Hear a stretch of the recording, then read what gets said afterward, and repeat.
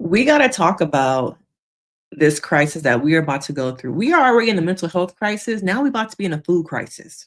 Okay. And as a therapist, I'm just like, how am I supposed to help people believe in the system? Believe that things will get better when now they food about to be taken away from them. Are we on day 19 or 20 of the not global, US federal shutdown? And we are right before Thanksgiving, right before the holidays, and people are about to lose their minds because so many people are dealing with food insecurity right now. Now, as a therapist, I want to talk about it, go over some of the videos I've been seeing all over TikTok and what this means because we are already losing our minds. We're trying to keep it together. As a therapist, I'm trying to have the answers and convince people that hold on to hope. I'm trying to give away hope. But every time, every other week, Trump is letting me know he gonna make my job a lot harder. Okay. If you are new here, I'm Denise Brady. I'm a licensed marriage and family therapist who loves reality TV, pop culture. And right now, we gotta get into this crisis. What are some of these families gonna do? And do people believe that it's mainly just Black families, people of color? There are lots of other people who are on food stamps, receiving federal assistance, SNAP benefits. And we're going to get into it from a therapist perspective. So I need y'all to hit that like, subscribe, turn on notification bell. Okay, let me know where you're watching from. If you're watching from work, let me know in the comments. Okay, come into the chat. But what are people going to do? Okay, what are people going to do to survive? We are 2 weeks away from November 1st when the benefits are going to be shut down. Okay, let's get into it as a family right now. Let's discuss it. But what y'all don't understand, right? Or what y'all ignorant about is that it's a lot of people who work a job every day, busting their ass, working 40 hours a week, and still they qualify for food assistance. Now ask yourself, why is that, right? So is the problem really people getting food stamps? Or is the problem really people not working a job? Or is the problem really people getting paid low wages and still can't make ends meet? So to all of you people out there, especially you Black folks that's cheering about the government shutdown, let me tell you something. You are a part of the problem, and you better hope one day that it don't hit your household. Y'all be empowered. So y'all. Yeah, everybody wants to think that it's just poor people who are receiving public assistance, federal assistance, but it's not. It's people who work full-time jobs and are in that gap. I make too much, but not enough. That's where we are. We're living in this gap of making too much, not enough. And then you have the people who don't make any money and need assistance. But I'm seeing that food insecurity. I'm not re-seeing. It's coming up once again how food insecurity is a chronic stressor, and so many people are living in survival mode based off trauma. Okay. Their basic needs, Maslow's hierarchy of needs, are threatened. Our brains start to go into survival mode with high anxiety, depression, and irritability. I've had clients who are still living in survival mode, even going on their healing journey because they're trying to get out of it while the system and the government says, you're not going to get out of this. You're not going to get out of this. And because those past experiences of scarcity or living in poverty, they're re-experiencing the trauma that they've been trying to get out of. And we're going to see more and more mental health regression. Okay, mental health regression. Now let's see, what they saying about the shutdown now. Safety nets for those with the least among us. Today, I think New York announced that they can't continue taking new enrollees because of the government shutdown in SNAP, in our food stamp program. We're going to run out of money in 2 weeks. So you're talking about millions and millions of vulnerable families, of hungry families that are not going to have access to these programs because of this shutdown. That was the Secretary of Agriculture who said last week that by November 1st, an estimated 42 million Americans could be shut out of the SNAP program. Recipients just wouldn't get their benefits. Now, just to be clear, SNAP is the Supplemental Nutrition Assistance Program. It used to be called food stamps, and it is the government program that provides food benefits to low-income families in order to supplement their grocery budgets. Now, according to the Agriculture Department, about 12% of U.S. residents receive SNAP benefits, and as of 2024, that SNAP benefit averaged about $190 a month.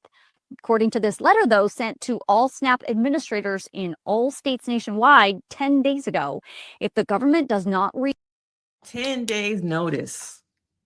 Okay. We got money for wars, but we cannot feed our own people.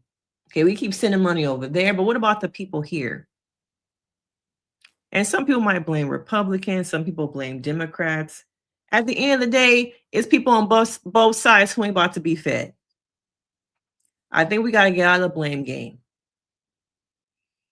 And it's unfortunate that this is another reminder to me of things that are going to make us divided. Okay. Like she says, SNAP benefits help cover over 40 Americans. Not only that, but Medi-Cal's being threatened. All these jobs that now the government has access to permanently shut down. Not just because of the federal shutdown temporarily. This is an opportunity to get rid of jobs. Since those furloughs didn't work, since some people didn't take the payout, and were not willing to voluntarily quit. I think was it in the spring that whole thing was happening. You know what? Let's use this just to cut out some of them jobs. So not only am I going to be hungry, I'm going to be unhoused. And there's this mass psychological distress and hopelessness that people are going to start experiencing. It was true that SNAP benefits are not coming next month. And she said, yeah, no, you're right. They're not coming. I said, okay, well, I hadn't heard anything, confirming what I'm hearing. So I was just calling to check. And she said, you're not going to hear anything. And I said, well, why?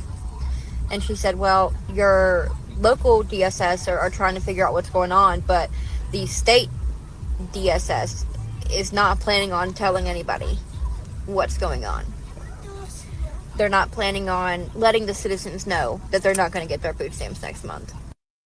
She also said that this would likely go on into December, that we will likely not get December's SNAP benefits. So that's great. That's lovely.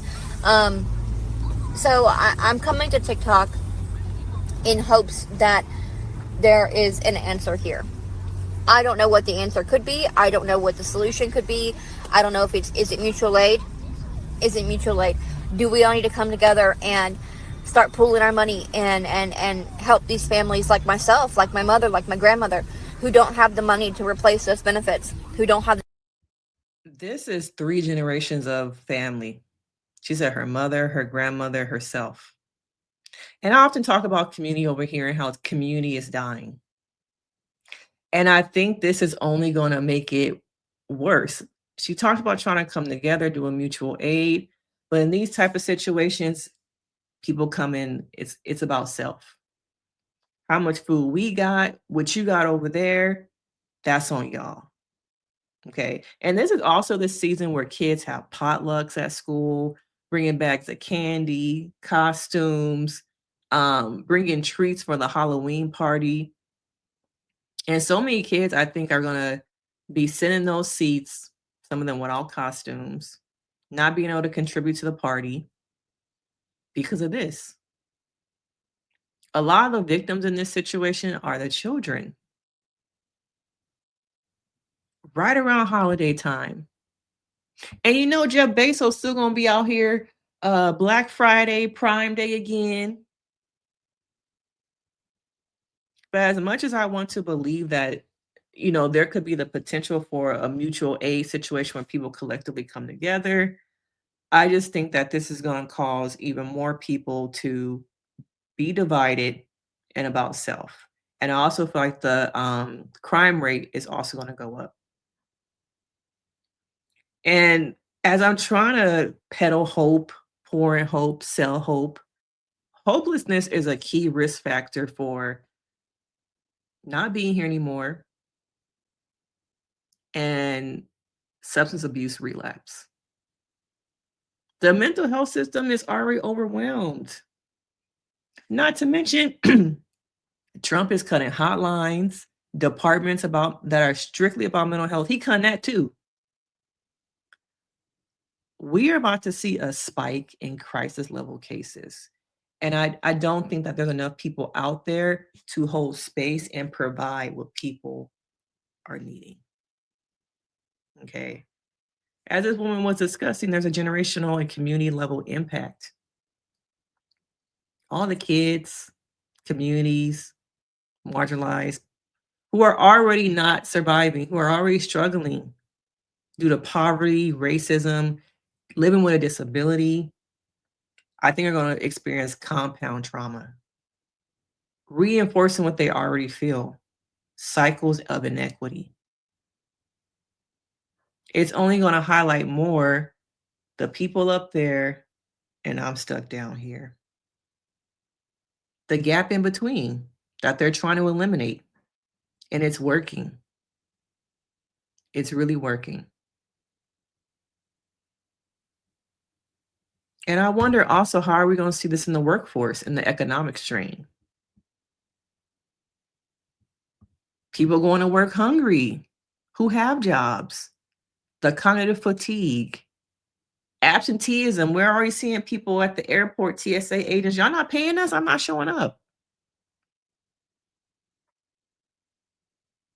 And the emotional dysregulation is going to increase. You're going to see more irritable people.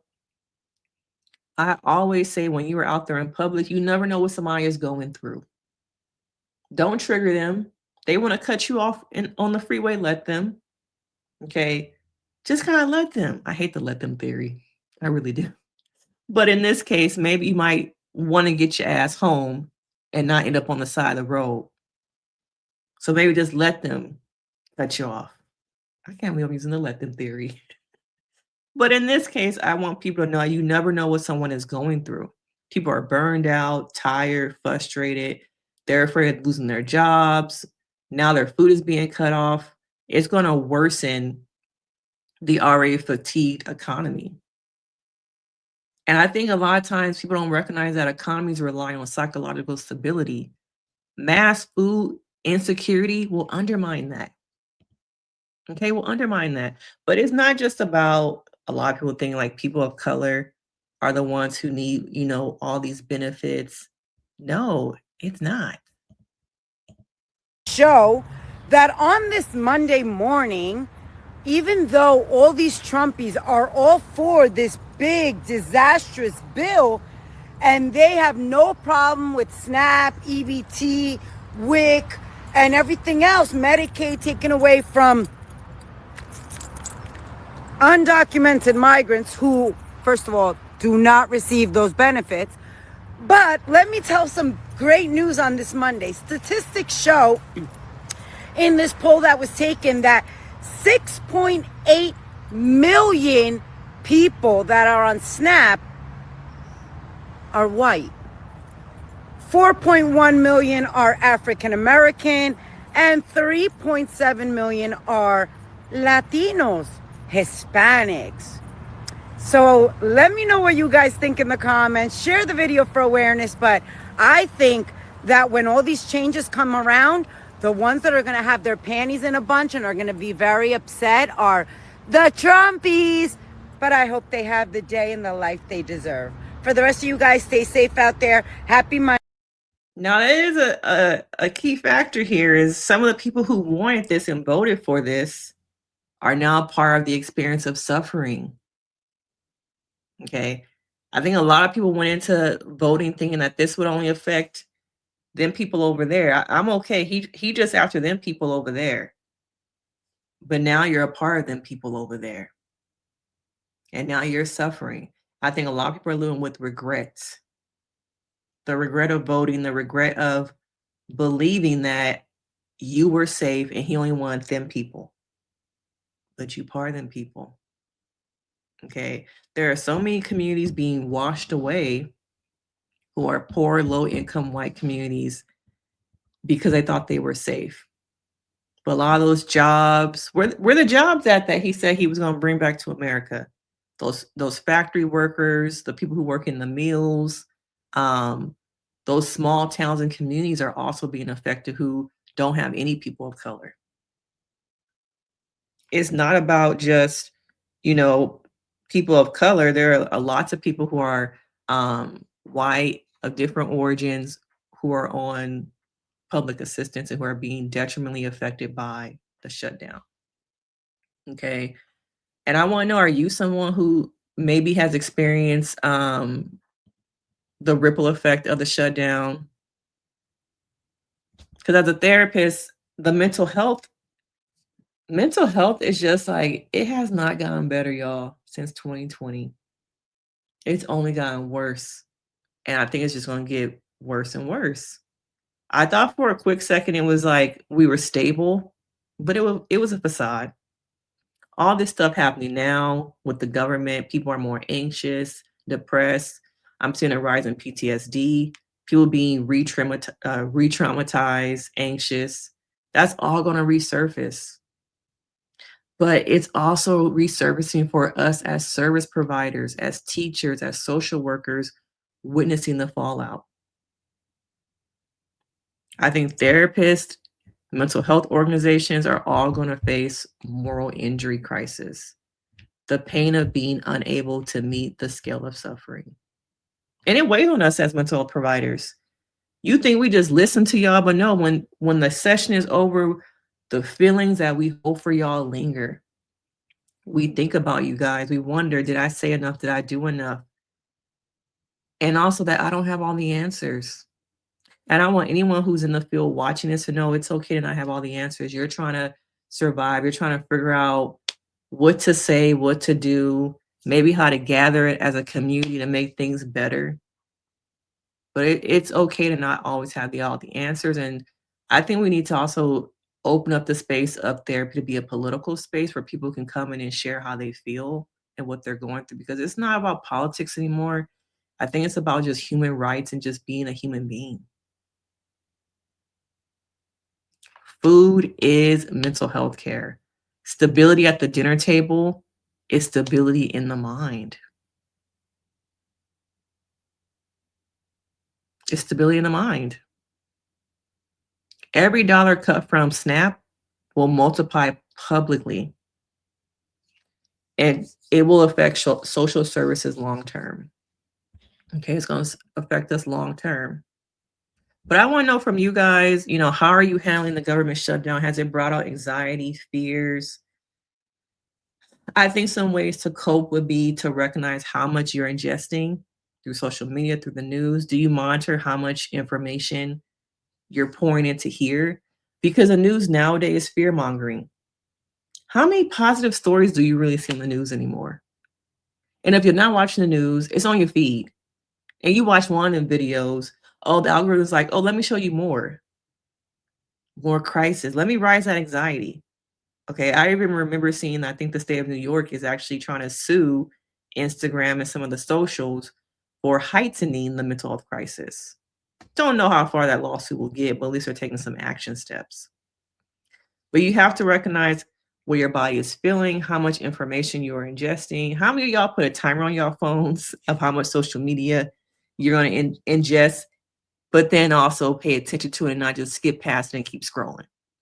Okay, because all that is filling you up with probably not goodness, sadness, anxiety. Are you scared right now? Are you someone who is fearful?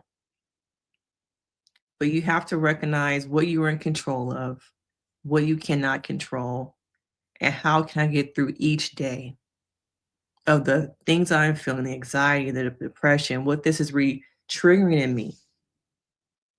And just breathe. Okay, just breathe. We will get through this. Reach out for help. There are hotlines out there. Don't suffer in silence. Okay.